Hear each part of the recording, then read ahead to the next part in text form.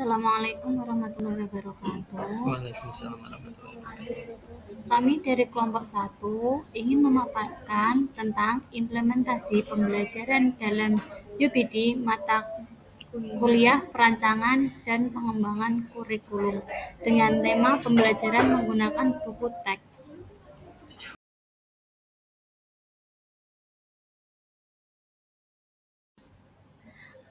Masuk ke topik, yaitu kita mengambil yang ilustrasi kedua tentang buku teks atau buku pegangan adalah silabus atau penentu seluruh kegiatan pembelajaran. Tidak ada tujuan eksplisit di luar buku teks yang digunakan. Menurut kami dalam ilustrasi tersebut, yaitu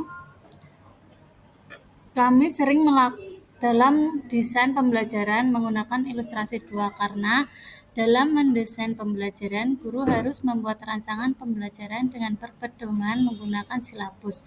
Silabus sendiri merupakan rencana pembelajaran yang diperlukan sebab proses pembelajaran di sekolah dilaksanakan dalam jangka waktu yang sudah ditentukan. Selanjutnya, ilustrasi mana yang menurut Anda cocok dan sesuai dengan peserta didik kekinian? Jelaskan. Menurut kelompok kami, ilustrasi yang cocok digunakan untuk peserta didik adalah ilustrasi yang kedua, karena ilustrasi kedua didesain pada kecakapan abad 21, di mana pembelajaran peserta diarahkan ke literasi, pendidikan karakter, HOTS, dan 4C, yaitu kreatif, critical thinking, komunikatif, dan kolaboratif. Setiap anak memiliki potensi masing-masing dalam perkembangannya.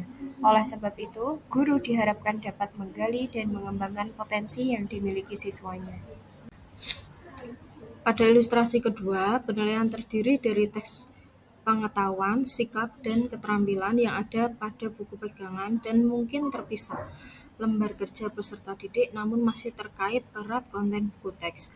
Menurut kelompok kami, ilustrasi yang sering kami gunakan adalah ilustrasi yang kedua, karena dalam penilaian ini sudah mencakup semua aspek, yaitu penilaian tes pengetahuan, sikap, dan keterampilan yang masih berdasarkan satu buku teks. Penilaian itu sendiri berfungsi untuk mendeteksi kesulitan belajar siswa, proses pembelajaran, dan capaian pembelajaran. Tes atau penilaian pengetahuan berfungsi untuk mengukur tingkat kemampuan akademik, konseptual, dan faktual. Penilaian sikap berfungsi sebagai penilaian perilaku dan karakter.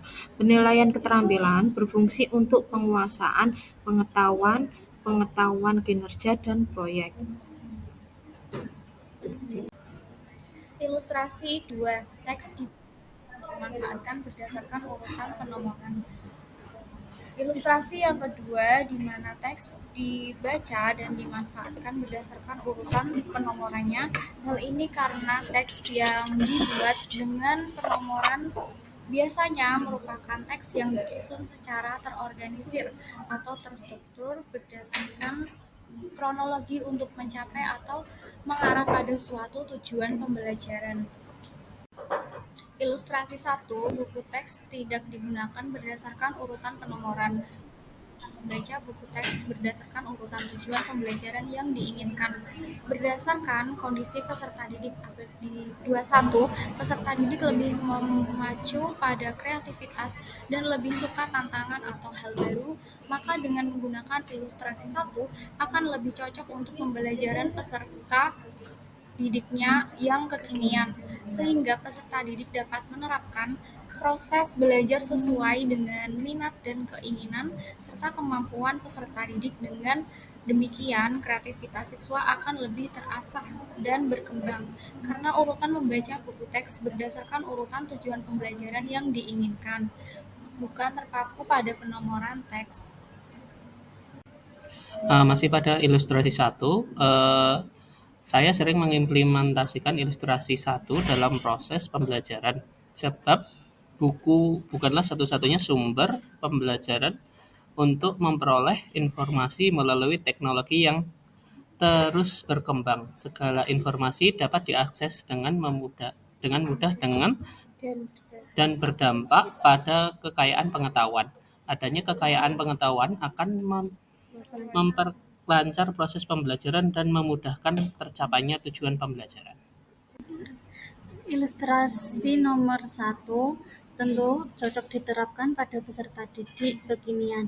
Hal ini dikarenakan bahwa generasi abad 21 dianggap telah melek teknologi dan tentu saja dapat mengakses segala informasi dengan mudah dan cepat, sehingga dalam proses pembelajaran tidak mengacu pada buku sebagai satu-satunya sumber informasi untuk memperoleh pengetahuan.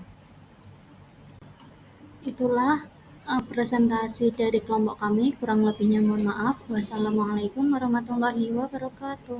Waalaikumsalam.